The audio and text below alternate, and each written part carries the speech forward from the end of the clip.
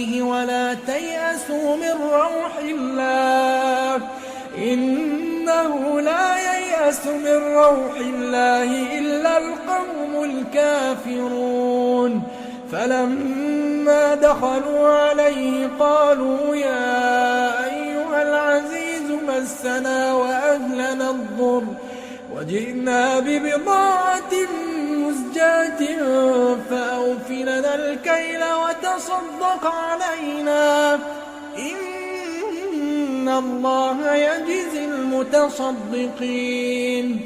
قال هل علمتم ما فعلتم بيوسف وأخيه إذ أنتم جاهلون